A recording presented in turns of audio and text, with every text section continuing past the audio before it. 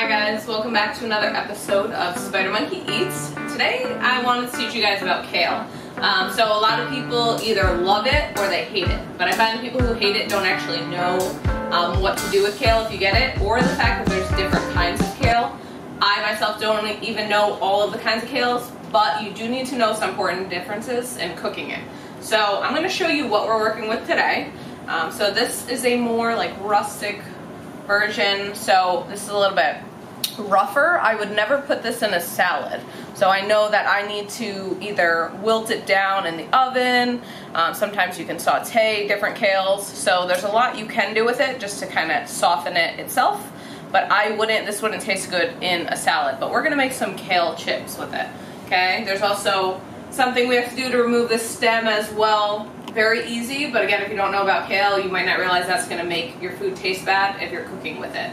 A few other kinds I have here. This is something I like to saute with. It's like dark, leafy, really good. Again, I wouldn't myself personally put this in salad, but it's really good if you want to mix it with like a pasta or a veggie dish. So this would wilt down completely. So definitely some perks to that. What I have in the middle is what I would use with salad. This actually comes in, if you get any packaged kale, you'll see that they will put it on the label. These are small pieces. I mix this in, with some romaine or green leaf lettuce just to break it up, because kale is very good for you. So you're definitely going to get a lot of those health benefits, and they're soft, small pieces. Okay, and then this is another version that I did get, and it's kind of in the middle. It's not as rough as what we're using today. It's a little bit softer, but I would definitely cook this down. I wouldn't honestly probably enjoy this in my salad, so I would cook this down a little bit. Either again, if you're just throwing it in to steam a little bit, like sauteing it, or you can crisp them up otherwise. So today, what we're going to use these, I've already washed off. You definitely want to make sure that you wash them well. I have a whole bowl over here that I have done the same with a head of the same kale, style kale. So they're just ripped off into little pieces. So that's what I'll do. I'll use my hand. You guys see the stem here? This tastes really bitter and gross, so that will actually make you not like what you're eating. So you definitely want to rinse them off well. And then I'll just take my hand, literally you can fold it, and then right along, rip the leaves off. Okay, that's simple.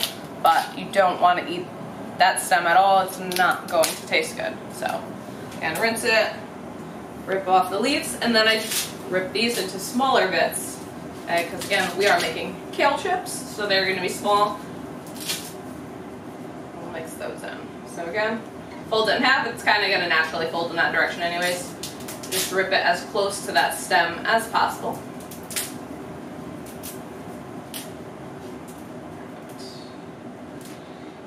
Alright, so again, rip these up little bits. Then we're going to season with just some olive oil and then my go-to seasonings. They work perfectly on kale, so look at this. So this might look good to somebody. They'd be like, oh, salad, this wouldn't taste good. Okay, so that's why we want to wilt it down a little bit, throw it in the oven, get a little bit of crunch. So the oven's been heating up to 375. You can do between 350, 375. Both would be fine. So we have some onion powder, some black pepper. We're going to use some garlic powder. Told you my go-tos. Some sea salt. This is minced onion, which tastes really good when the bites are broken up in there as well. And then we have our olive oil and red pepper flakes. Okay, so we'll do, the sea salt is really good. Sometimes you don't need all this. Sometimes people would just do olive oil, sea salt.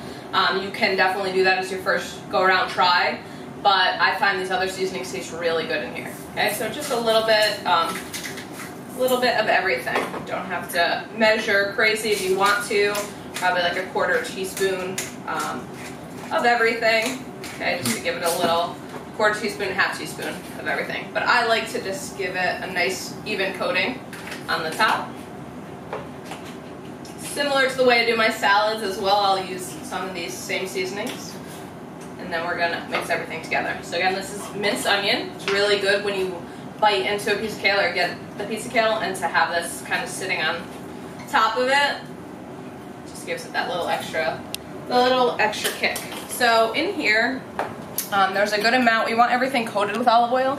So we're gonna use, you can choose between 1 to 2 tablespoons Sometimes I'll do one, but you know, if I'm feeling generous, sharing with others, because oil is still higher in calories, then you can put 2, just to make sure everything's nicely evenly coated. We're gonna take our tongs here and mix this well together. Okay, because we want all of those seasonings get a nice even coating. We want that olive oil to get a nice even coating. And then I have a baking sheet that I put olive oil on. We are going to spray that just because in case some of these pieces, they might look wet because you rinse them, but maybe they didn't get all the olive oil on every single piece. So we're going to spray just so it doesn't stick to it. You can always add a few seasonings once they're on the baking sheet. Some people will mix it right on the baking sheet. This is just what I've grown preference to, using the tongs just to make sure everything's nice and evenly coated.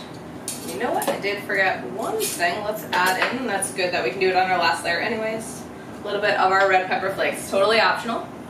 Okay, but I like a little kick. Same like I was mentioning with the minced onion, when you get that little bite and it comes through, really good. So we'll give it one more mix.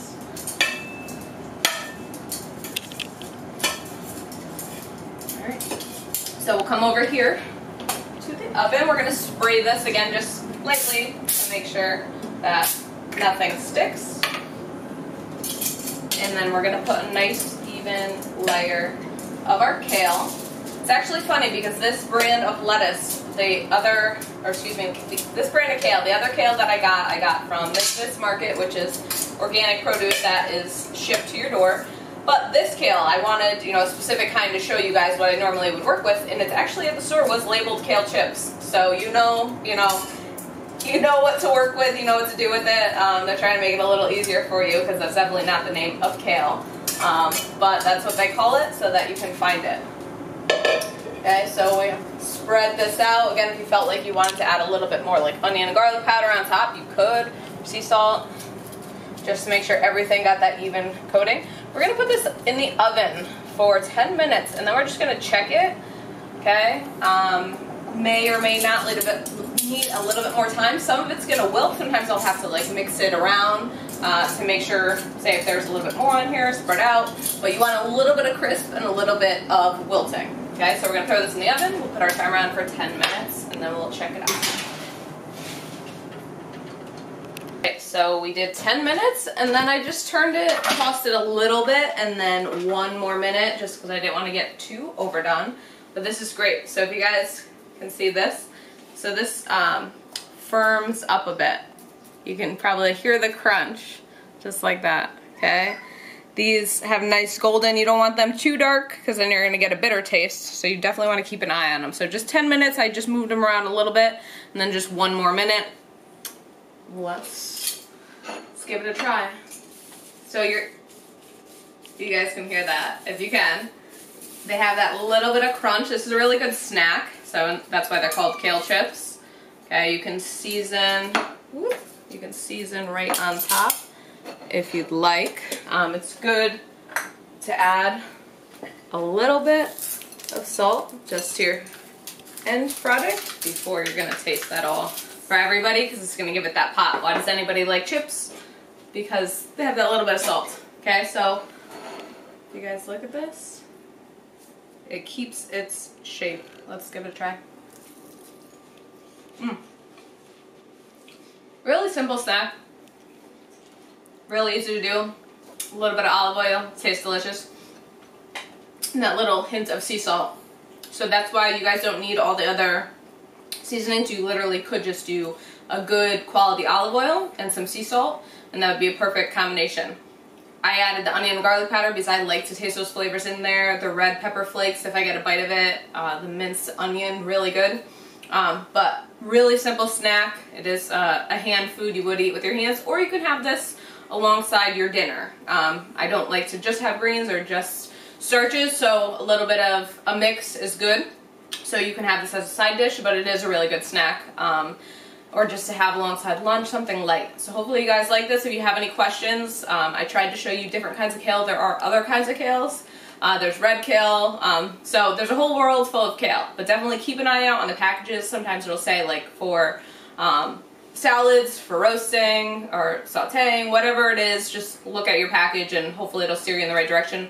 Like I mentioned in the story, this was actually labeled Kale Chips. It's not the name of the kale, but they want to point you in the right direction of what to do with it and what to use it for. So hopefully you guys like this, but if you have any questions, feel free to leave me a comment and I will, let you know how I can help you out. Give me a thumbs up if you guys like this, if it was informational to you, because kale is awesome if you treat it the right way. Again, if you don't know how to take out those stems, they're going to be bitter. If you overcook this, it's going to be bitter. But if you know how to cook it, treat it properly, it's going to taste delicious. So hopefully you guys want to see more episodes of Spider Monkey Eats, so definitely subscribe to our channel, Ultimate MMA Plus, and thanks for joining me for another episode of Spider Monkey Eats.